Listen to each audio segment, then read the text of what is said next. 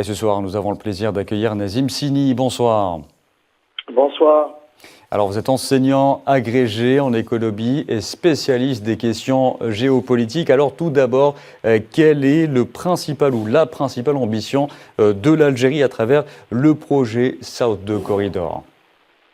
Écoutez, c'est très important que cette réunion ait pu se tenir, surtout avec la présence de l'Algérie, puisque notre pays tend à jouer un rôle majeur, un rôle leader en matière de transition énergétique, notamment à travers l'hydrogène vert. Il faut savoir que l'hydrogène vert, d'abord, est une matière première qui entre essentiellement dans le processus industriel.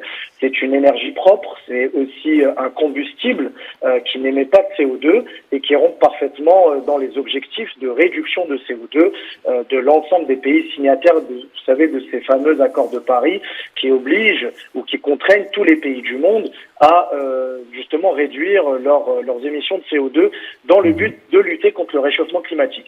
Il faut aussi rappeler, et vous l'avez dit en préambule, c'est que cette réunion a regroupé quasi 5 pays, donc avec la Tunisie, l'Italie, et puis 2 grands pays industriels que sont l'Autriche et l'Allemagne, qui sont énergivores, qui ont besoin d'énergie pour alimenter leurs machines industrielles. On note également la présence de la Suisse et de l'Union européenne comme membres observateurs à cette réunion.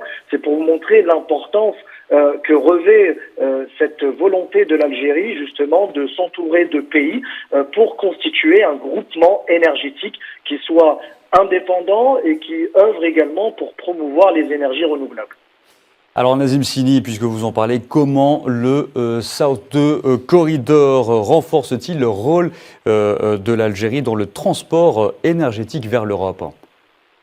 Écoutez, ce qui est important quand on mène une transition énergétique, c'est d'abord d'avoir des infrastructures, d'avoir une expertise. L'Algérie l'a, donc elle possède les infrastructures nécessaires et également la technicité pour développer l'hydrogène vert.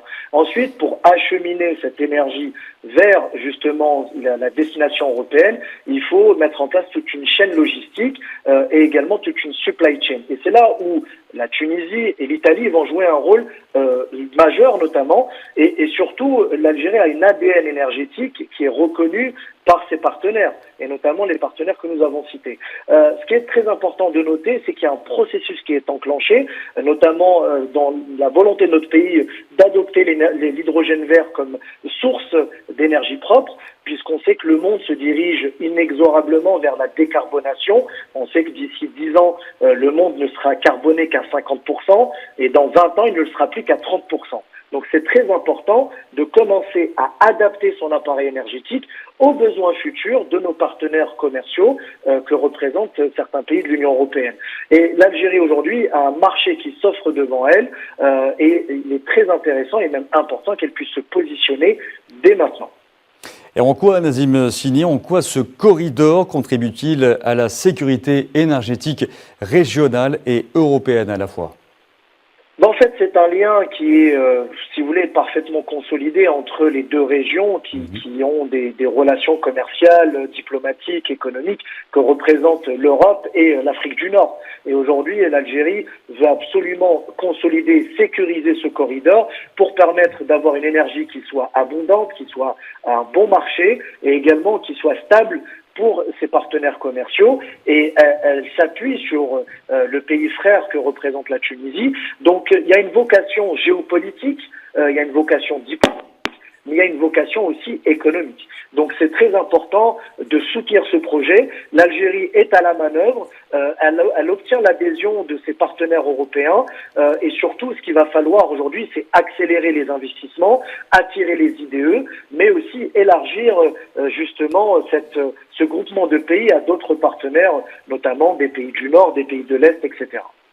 Et ce projet donc, est mis sur rail, un projet stratégique. Quels sont les défis qui se dressent face à ce projet qui serait plus d'ordre technique ou diplomatique aujourd'hui ? Écoutez, pour moi, je vois 2 défis majeurs. D'abord, vous l'avez dit, c'est des défis techniques d'acheminement de cette énergie. Et puis même aujourd'hui, il faut le dire clairement, c'est que l'hydrogène vert, avec les technologies que nous possédons actuellement, reste tout de même assez coûteux en matière d'investissement. C'est un secteur d'activité qui nécessite beaucoup de cash flow. Donc c'est des investissements qui se chiffrent en plusieurs dizaines de milliards de dollars. Et aujourd'hui, il va falloir trouver les financements nécessaires, s'adosser peut-être à d'autres partenaires internationaux pour justement permettre de faire avancer la question de l'hydrogène vert. Et puis le deuxième, c'est évidemment le deuxième défi, c'est un défi d'ordre diplomatique. C'est-à-dire que pour acheminer cette énergie, il faut avoir des relations diplomatiques qui soient au beau fixe avec les pays partenaires. Et ça, je pense que l'Algérie n'a pas de souci à se faire de ce côté, puisque elle entretient de très bonnes relations avec l'Union européenne, et notamment les pays qu'on a cités, comme l'Autriche, l'Allemagne, l'Italie, etc. Mais pour moi, le véritable défi, le vrai challenge, il va être d'ordre technique et financier. Et l'Algérie a été à maintes reprises qualifiée de partenaire fiable en matière énergétique. Pensez-vous que ce rôle sera consolidé davantage à travers ce projet ? Écoutez, depuis l'indépendance, l'Algérie a toujours été constante en matière énergétique. Comme je vous l'ai dit précédemment, ça fait partie de notre ADN. Je pense que c'est un acquis qu'il va falloir préserver.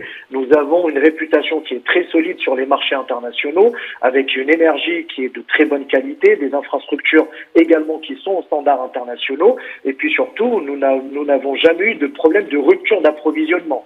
Et vous savez, dans l'échiquier mondial actuellement, les chocs géopolitiques, le plus important pour les acheteurs, c'est d'avoir un pays qui soit fiable et également qui puisse répondre aux besoins à un instant T. Et pour ça, l'Algérie peut se targuer d'avoir justement une très bonne réputation à ce niveau-là. C'est un pays également qui respecte ses engagements, surtout en matière commerciale, et ça c'est très appréciable de la part de ses partenaires. Peut-être une dernière question, Nazim Sini. Comment le South 2 Corridor s'inscrit-il aujourd'hui et dans la conjoncture qu'on connaît, dans les ambitions énergétiques et géopolitiques de l'Algérie ?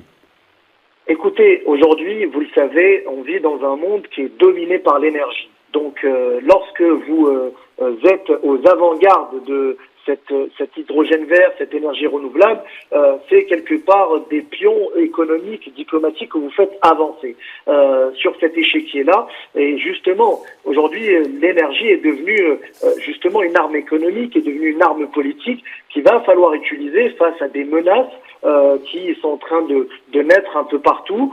C'est également une volonté de s'imposer et de défendre les intérêts stratégiques de l'Algérie. Ça, c'est très important de le rappeler, surtout quand on voit que nous avons une montée du protectionnisme, quand on voit qu'il y a un retour à des mesures unilatérales. Et donc, notre pays, aujourd'hui, peut se targuer de disposer d'un outil qui est son énergie, sa capacité énergétique, pour justement asseoir son influence et défendre ses intérêts stratégiques. Nazim Sini, je vous remercie d'avoir répondu à nos questions.